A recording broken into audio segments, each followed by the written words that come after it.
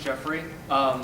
So I understand that working with Kermit and stuff like that, that was probably really hard for you, Yeah. especially after the impact of Jim and stuff like that.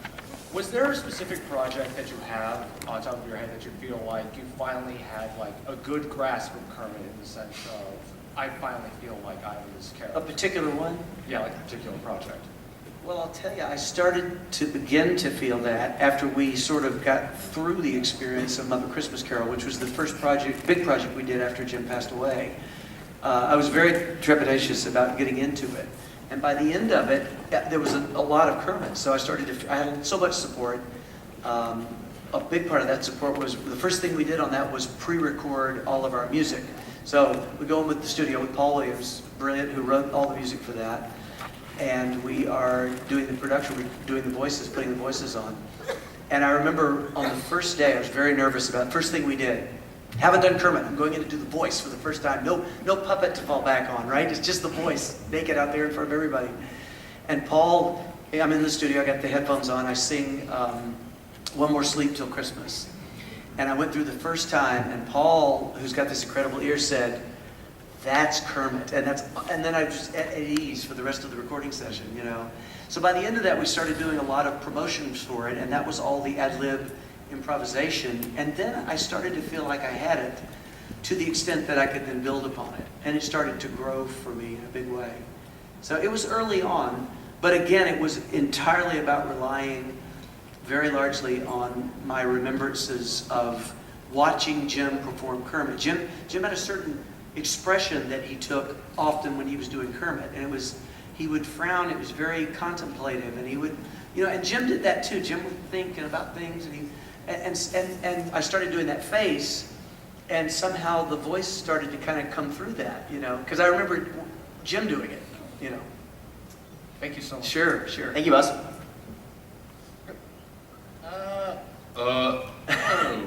Hello in there. We can hear you. Okay, so you mentioned like the Skeksis thing and Yeah. how it had 8-person things. I'm wondering, how much have logistics sort of changed over your career? And what do you see as like challenges going forward, like in light of, say, like climate change and the fact that there are humans and such? Oh, you mean, well, there's a drastic amount of climate change once you get inside a costume, as I'm sure you know right now. I'm about to say, it was 8 people in those Skeksis. How many you got in there? Yeah. Just one? Oh, wow. That's a exactly. Yeah, I would say being a costume performer is a great contributor to climate change. Not to poke fun at real climate change. No, but seriously, it's the technologies to make those things potentially more comfortable have come a long way. Materials could be more lightweight. There are new materials to build those characters out of. I'm saying this like I know what I'm talking about. Frankly, I don't build costumes, but undoubtedly it's improved. That was 30-something years ago. But I will tell you that after that, I sort of tried as much as possible to move away from being inside of costume characters. I kind of wimped out on that one. I thought, this is really hard work, and it's not what I did well. I mean, I enjoyed the Dark Crystal for the challenge of the realism of those characters, but what my love is the hand puppetry. You know, the contact of being right inside of there, and you're directly connected. You know, I kind of dodged your question a little bit. I hope I got there somehow. Thank you very much. Sure. Thank you.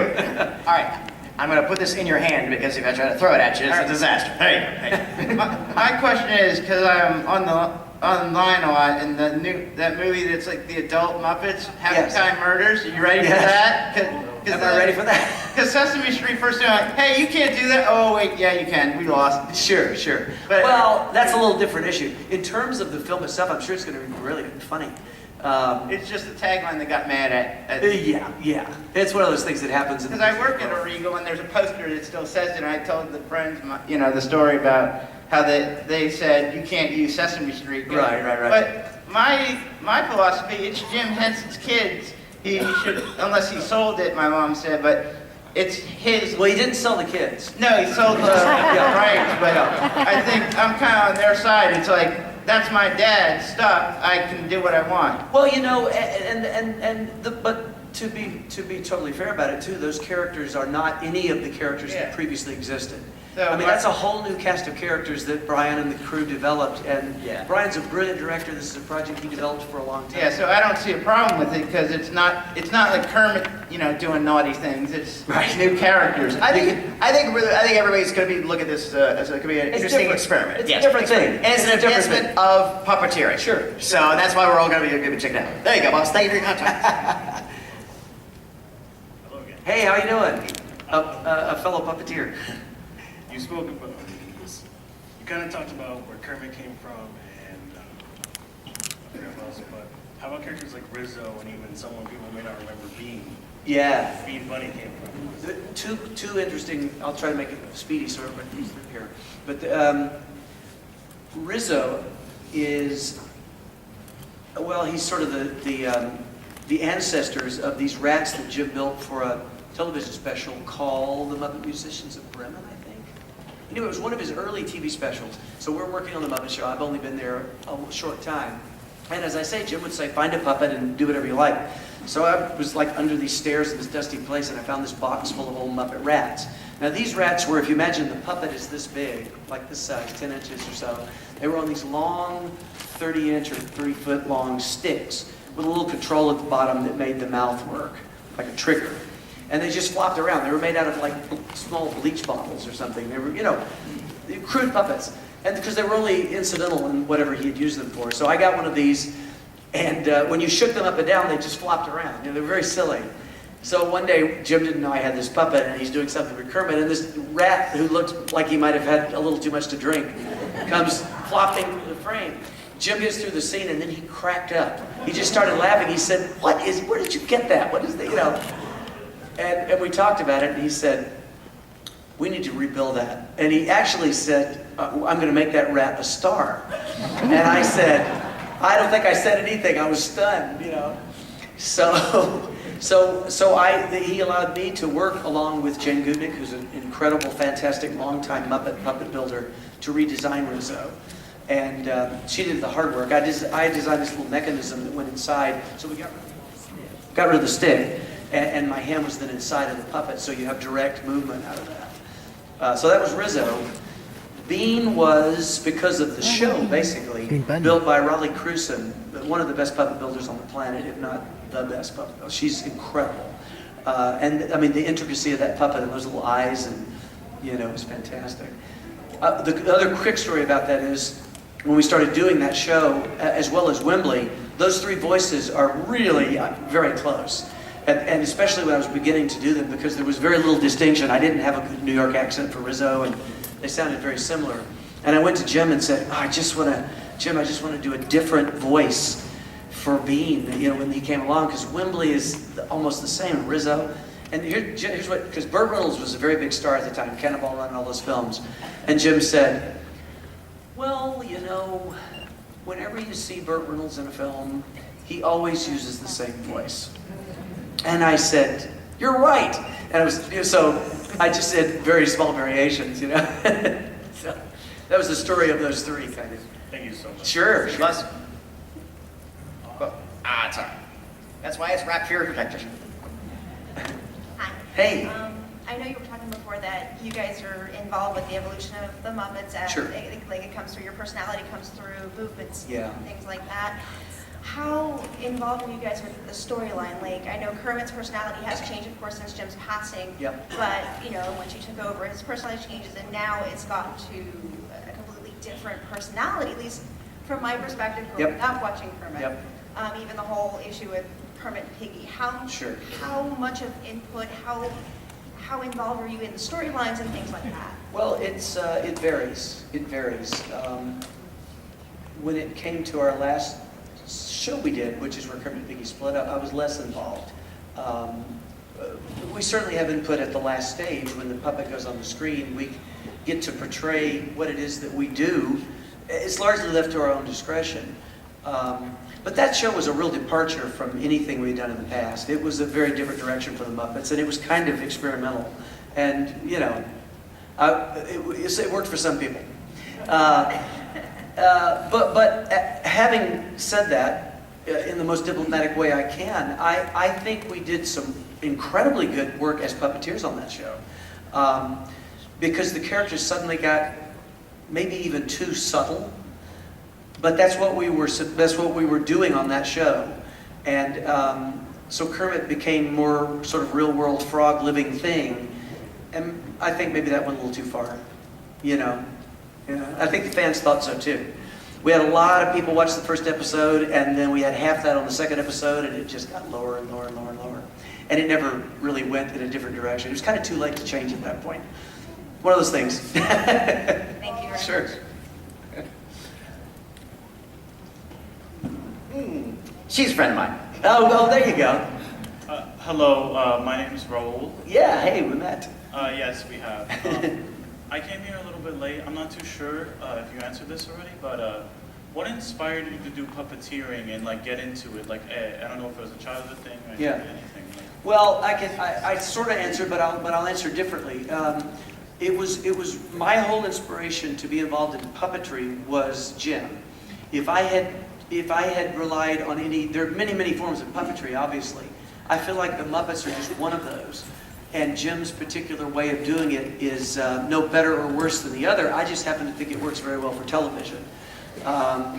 If it had been marionettes, I just have a bunch of tangled puppets laying around. I'm no good with that. I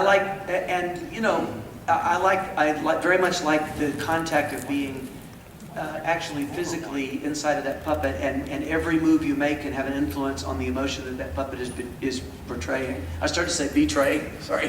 That's not what I meant. But my inspiration was Jim and the characters, and the fact that those characters, when they talk to you, they look you right in the eyes on television, and they speak to you directly. It's the most interactive you can get without actually being in the room with them. Yeah, it's very involved. That atmosphere, yeah. That's all I had to. That's great. Thank you. Thank you. Boss, thank you.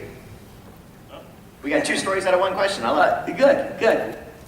Hi. Hello. I'm Lori. I know. Were you involved at all in Emmett Otter's Jug Band Christmas? It's one of my favorite things ever. I was not involved. It was just before. You can clap. Yeah. It was just before I joined. It was about a year and a half before I met Jim. So I wasn't involved. But you saw it. I saw it. I watched it. Okay. Who didn't? Yeah. Well, if you haven't seen it, find it, because it's pretty amazing. It still holds up in a big way. Another Paul Williams musical. He did all this music. Incidentally, on that show, it was shot at a place called VTR Studios in Toronto, which is where Jim did many TV specials in the early 70s, including Emmett Otter, and where we ultimately shot all of Fraggle Rock and the Jim Henson Hour. And so he had a great connection with our Canadian friends and Canadian performers, Canadian producers with the CBC. Long-time friendships there. Thank you. Thank you. Riverbottom Nightmare Band. Yeah. Dun, dun, dun, dun, dun. Hello, I'm Matthew. Hello, Matthew. How do you feel about practical effects versus digital effects? And do you think there's something that can be lost in the digital world versus doing practical puppeteering? And do you think Jim Henson would embrace this technology, like motion capturing, or would he just stick to his practical? Well, I think he would be all over all of it. I think he would embrace it all, because even at that time when we did a character like Waldo, if those of you know who Waldo was, he's a little guy who floated around. He was one of the early computer graphic characters. And we did him in real time, although we didn't render him in real time. He was a wireframe, but he interacted with the actual Muppets. And I really think Jim would have done project. He was a storyteller. The Muppets. And I think he would have very likely done projects that may have been all computer generated. But I also think he would have looked for ways to enhance both of those technologies playing off of each other, which is something I'm extremely interested in. There are purists who want everything we do to be entirely puppetry, and I have such appreciation for that. If any of you saw Muppets Most Wanted, that entire opening scene where Constantine does this karate parkour, amazing thing. It was all puppets, and there were a couple of reviews where people said, "Well, the Muppets sold out. They did this big CG beginning, and it wasn't. But it was so good people didn't realize it was true puppeteering. So that's nice. But at the same time, there are things that obviously would be simpler to do with CG. But I think in a situation where you push the puppets out the window because it might be slightly more expensive to shoot in the studio and you do everything CG, as though you're taking the place of puppetry, I think it's wrong. Wrong. I don't know if it's wrong. It's economical, but it's not necessarily best. You know. Yeah, I think both have their place. Thank you very much. Thank you, Green Lantern. Hi, Steve. Hello again. Hello. So my question to you is that out of all your characters, which character hurts your throat the most or the hardest? Hurts my throat the most. Well, two of them for the same reason. We did a series called Dinosaurs back in the early 90s. And thank you. Here's the really silly part of this. Well, that's what I said. Yeah, I know. Well, it was meant to be kind of a dark comedy, I think. I puppeteered a character called B.P. Richfield, who was this big Triceratops, monstery, loud guy who was the boss of Earl, the father. But I didn't do the voice for the final show. My job was just to puppeteer it, and then Sherman Helmsley, the actor, did the voice. But it didn't matter. When we were shooting it, I had to do the voice. And I was just screaming at the top of it. I won't even do it now because I won't be able to talk the rest of the day. So every time after the end of shooting that character, I couldn't talk for a day or two. But I didn't even have to do it. It was necessary to get the character out. The one character who was the hardest for me, this is a little known show, I think, but there was a show called Jim Henson's Animal Show. And a character named Jake the Polar Bear. And I was determined that Jake was going to have a voice that I had never done before. And so he's this big polar bear, you know, and much gruffer than that. And there were a few times during that shoot that I needed to shoot some little piece with Kermit, and I couldn't do Kermit's voice during that time. It would go away. So Jake was the hardest that was necessary for me to do, by far. Cool. I heard both of them, but I never seen both of them. Yeah, I don't know whether you can find the Animal Show anywhere. It might be online someplace. I don't know. There's always a clip or two of Yeah. Jake was funny. It was this monster polar bear puppet that I was underneath. And, you know, I really wanted to play him as being big and heavy and awkward. And he was kind of a little bit, you know, spacey. And so when he would move around, he was massive. So I would have him, you know, he couldn't turn around, you know. All that weight was played. The puppet didn't weigh that much. It was just a way to have fun, you know. All right. Cool. Thank you, boss. Thank you. Come back for our Cobblepot Q&A later. Awesome. We'll see you there. Hey. Hello. Who's your friend? This is Thomas. I made him. You did? Whoa. Yeah. That's excellent. Wow. You should turn on a show. Yeah, show the audience. My Nice. question to you is, have you ever got the chance to hear Matt Vogel perform Kermit? I have. Your little departure? Yeah, I have. I've heard him do it many times. Are you asking me that? I don't want to comment on that, and I'll tell you why. Because I don't think it's fair. I think it's I know how difficult it was for me to step into a character like Kermit, and I had a lot more to base it on than Matt does. You know, and people either grow into a character or they don't, and I think time tells those things. Yeah. All right, and also I'm a future puppeteer. That's why I have him. Yes. And to show professional. Any advice for any other future puppeteers? Well, yeah, I think you. Well, I'll tell you what we need to do. We need to get a closer look at that. So why don't you? Yeah, come on up. Yeah, come up here, Phil. Come on. Very cool. We'll do a little demo here.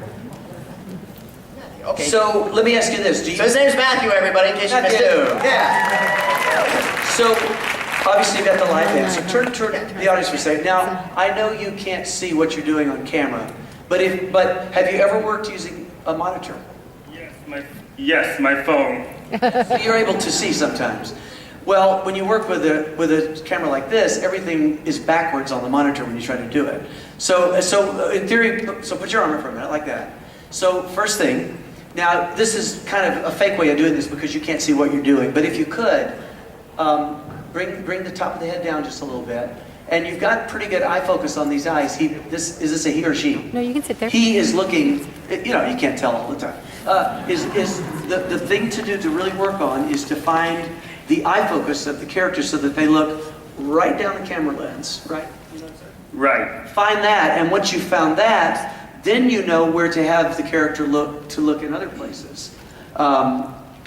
I would say, you can put your arm down if you'd like, but always keep in mind that to take the weight with your shoulder and don't have your arm rigid. A lot of beginning puppeteers will do that.